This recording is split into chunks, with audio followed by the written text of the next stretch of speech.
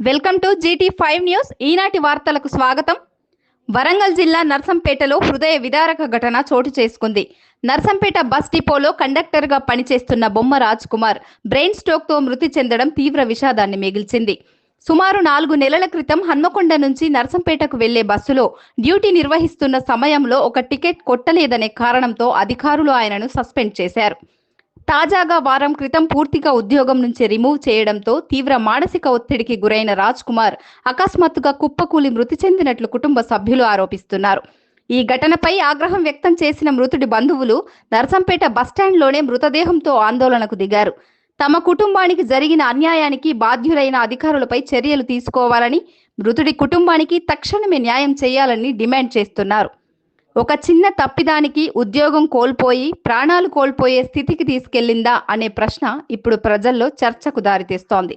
ఈ ఘటనపై రవాణా శాఖ అధికారులు ఎలా స్పందిస్తారో, మృతుడి కుటుంబానికి న్యాయం జరుగుతుందో లేదో చూడాల్సి ఉంది.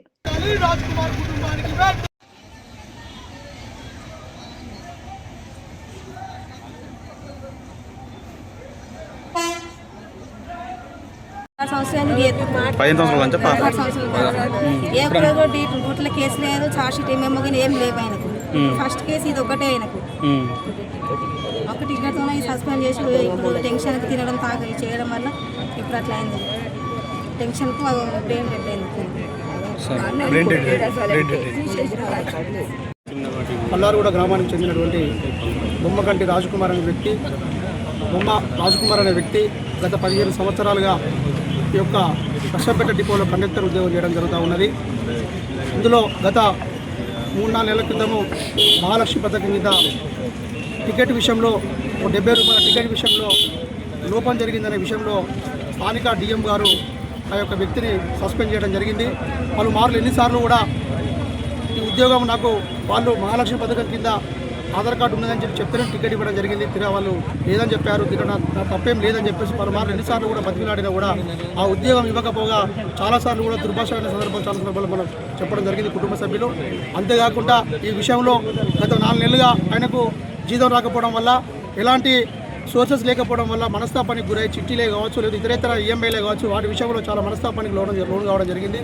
దానిలో భాగంగానే బ్రెయిన్లో స్ట్రోక్ వచ్చి చనిపోవడం జరిగింది. మా యొక్క డిమాండ్ ఏంటంటే ఇలాంటి సంఘటనలు మళ్ళీ పునరావృతం కాకుండా ఖచ్చితంగా కుటుంబానికి 2 చిన్నపిల్లలు ఉన్నారు కాబట్టి వాళ్ళకి ఎలాంటి భూములు కానీ జాగాలు కానీ ఎలాంటి లేవు కాబట్టి ఉద్యోగం మీదనే ఆయన ఆధారపడి జీవించాడు కాబట్టి ఖచ్చితంగా ఆ కుటుంబానికి న్యాయం జరగాలని చెప్పేసి ప్రభుత్వం తరఫున ఒక 50 లక్షల రూపాయలు ఎక్స్గ్రేషియో ప్రకటించి, అంతేకాకుండా ఈ మృతికి కారణమైనటువంటి డిఎం గారిని కూడా తక్షణమే సస్పెండ్ చేయాలని చెప్పేసి ఎంఆర్పిఎస్ పక్షాన్ని డిమాండ్ చేస్తూ ఉన్నాం. నా పేరు కట్ట రాజశేఖర్ మాదిగా, ఎంఆర్పిఎస్ వరంగల్ జిల్లా అధ్యక్షుడు.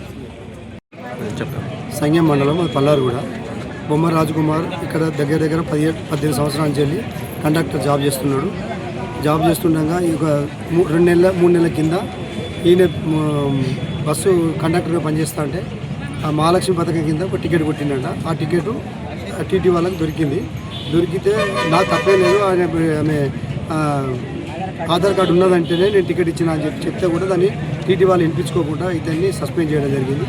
ఈ సస్పెండ్ చేసిన కానీ 2 మంత్స్ నుంచి వెళ్ళి మానసికంగా బాధపడుకుంటా ఈ 2 పిల్లలు, ఒక తల్లి, భార్య, ఈయనకి ఎలాంటి స్థిరాస్తులు ఏమీ లేవు. ఈ నౌకరి మీదనే జీవనోపాధి చేయడం జరుగుతుంది. ఈ 2 నెలల నుంచి వెళ్ళి అవస్థ పడుకుంటా పిల్లలతో వీళ్ళతో ఇబ్బంది పడుకుంటా మానసికంగా ఇంట్లోనే బాధపడతాడు. అధికారుల దగ్గరికి వచ్చి కూడా వాళ్ళు మమ్మల్ని నాకు ఉద్యోగం ఇవ్వండి సార్, నా కుటుంబం వెలుగలేదు, నా ఇంటి మీద తల్లి ఉన్నది, నా భార్య ఉన్నది ఎన్నిసార్లు రిక్వెస్ట్ చేసినా కూడా వారు కనకరించలే.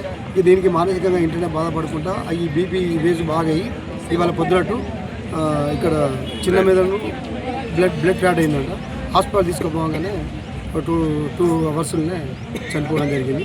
కాకపోతే ఏం లేదు, ఇక్కడ అధికారులు అనేది ఏంటంటే మేము దయచేసి ఒక 18 సంవత్సరాల మీకు సర్వీస్ చేసిండు, ఏ రోజు కూడా ఇంత రిమూవ్ కాలేదు, ఏది కాలేదు, అతని మీద ఎలాంటిది లేదు. వాళ్ళ పిల్లలను వాళ్ళ తల్లిని దృష్టిలో పెట్టుకొని ఆ కుటుంబానికి కొంత న్యాయం చేయండి అంతే తప్ప మేము మీ దగ్గరికి డిపో మంచిదే, మీరు మంచోళ్ళే. ఇక్కడ మా కుటుంబంలో మా మనిషి నష్టపడ్డాడు, అతని ద్వారా 4 జీవనోపాధి కోల్పోయింది. వారికి ఏదైనా ఉద్యోగం అన్నా లేకపోతే ఏదైనా ఒక న్యాయం చేయాలని చెప్పి మా గ్రామస్తుల తరఫున అధికారులందరికీ నమస్కారం తెలియజేసుకుంటున్నాను.